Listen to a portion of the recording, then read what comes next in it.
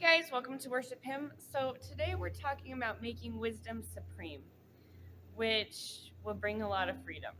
But anyway, let's get into it. So we're in Proverbs 4 and we're going 1 through 9. My children, listen when your father corrects you. Pay attention and learn good judgment. For I am giving you good advice. Do not turn away from my instructions. For I too was once my father's son, tenderly loved as my mother's only child. My father taught me, take my words to heart, follow my commands, and you will live. Get wisdom and develop good judgment. Do not forget my words or turn away from them. Do not turn your back on wisdom, for she will protect you. Love her, and she will guard you. Getting wisdom is the wisest thing that you can do. And whatever else you do, develop good judgment. If you prize wisdom, she will make you great. Embrace her, and she will honor you. She will place a lovely wreath on your head, and she will present you with a beautiful crown. So the first thing I want to talk about is actually verse 1. It says, so we're going to also go into the NIV. That was the New Living Translation. Now we're going to read a little bit from the New International. Listen, my sons, to a father's instructions. Pay attention and gain understanding. So that word listen, in the Hebrew, it means to listen, but it also means to obey. So I was a teacher for 7 years, so I did this little experiment. Some of the students, when I needed them to do something, some of them, in a punching situation, I made sure I had their attention. Just want to say that. But in a situation where it wasn't really bad, some of them, I would just tell them. I would say, hey, can you go clean up your work area, And others of them, I would make sure that I have their eyes on my eyes. I have eye contact. And I would get down to their level and I would say, hey, can you go clean up your work area? Every single time when I had eye contact, they listened to what I said and they did what I asked them to do. And every single time when I didn't, well, not every single time, but a lot of times when I didn't have eye contact, they didn't listen to what I wanted them to do. So what this is saying, listen to your father's instructions. Like listening, paying attention is directly associated with obedience, which brought me to Isaiah 23 verse 6, which says, he whose mind is fixed on God is at perfect peace. See, this whole entire walk, your walk of obedience has everything to do with focus and not so much to do with action. Like I'm saying, the action is going to come when you have the focus right. Okay? And it's good to give the action even when you don't have the focus. But if you want to get that obedience honed in, get the focus right. Get your mind stayed on God. And the obedience will come naturally. Because obedience is actually a fruit, it's not a root. Obedience is the result of time with God.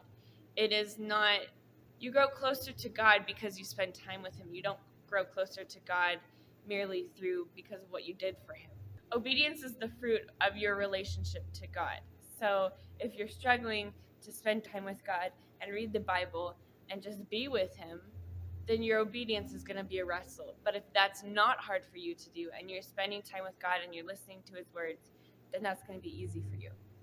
Okay, so paying attention is directly associated with obedience. Next, we're going to look at verse 4. And we're going to so in verse 4, it says, he taught me and said, lay a hold of my words with all your heart. Keep my commands and you will live. So that word to lay a hold of means to be seized by.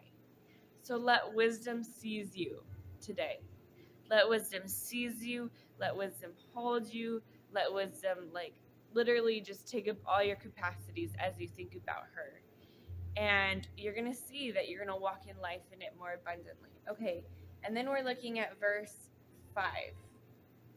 And verse 5 says, get wisdom, develop good judgment, do not forget my words or turn away from them.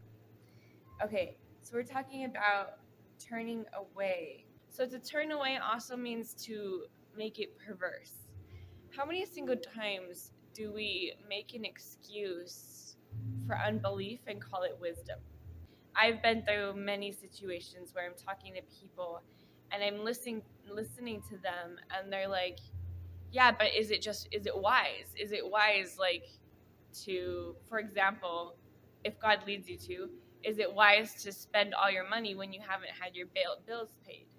You know, and I'll hear the argument that says that's not wise. You need to get your bills paid, and I'm like, yeah, but then there's the miraculous side of God. Like, some things He asks us to do because it means that we're not going to be trusting in ourselves. It means that we're going to have to go beyond ourselves and trust in Him. It means that we're going to have to go beyond what we can do and trust in His ways.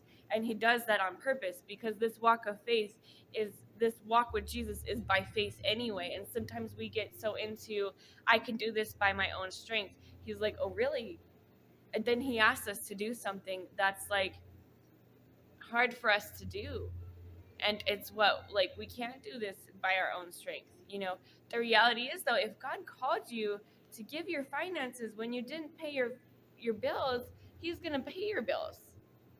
He's going to pay them. It's His responsibility. He's your dad, you know? But it's really, it's a part of, if you don't do that when He leads, you miss out on learning something about God. You miss out on learning of Him. Like, He doesn't want you to figure out how to get your whole life together and running like a machine. That's not dependence. That's not trust in Him. And this whole thing is trust in Him. This whole relationship is trust in Him.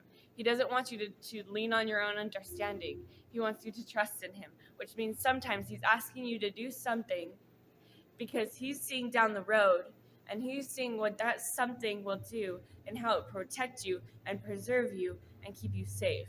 And it doesn't make sense right now. In fact, it goes exactly against, like, the norm of what we should do. It goes against the norm of what we should do, but He's doing that because He's protecting us in the future from something that's coming. So it's important to be obedient to that and to not turn away. All right, so what's the next thing? Verse 7. Wisdom is supreme. This is from the New International. Wisdom is supreme, therefore get wisdom. Though it costs you all you have, get understanding. Though it costs you all you have, how much are you willing to give for wisdom? I gotta say, like, when you pay that cost out to truly get wisdom, it's worth the reward. It's so worth the reward. I mean, look, getting wisdom is like, it's sowing all the time you have. It's like paying the $1 million when you don't have it. But it saves you $1 billion in advance. And that's why you get wisdom. That's why you get understanding. Because it's saving you. Like, I'm speaking financially, but like, it does save you financially. And it saves you in many different ways as well. You know, I mean, for example, there's a water park near me, and there was this concert.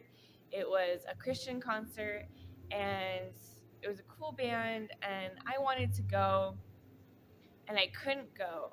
Actually, I chose not to go. And my sister chose not to go as well, but one of her friends went. And when she came back, she said, it was crazy.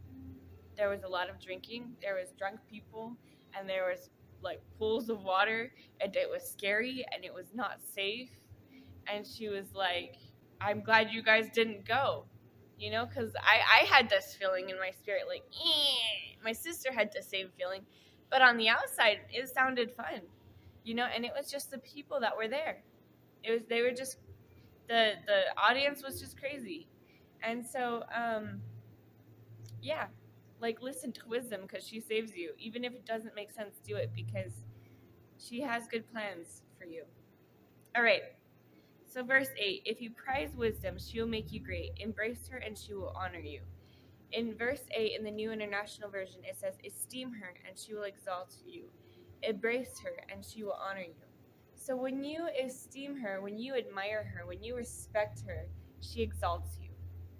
And that's just the thing. Like, everybody's looking to be somebody, right? And they'll go and they'll do all these things, but in the end, it leaves you empty. It leaves you feeling like you're not really somebody at all.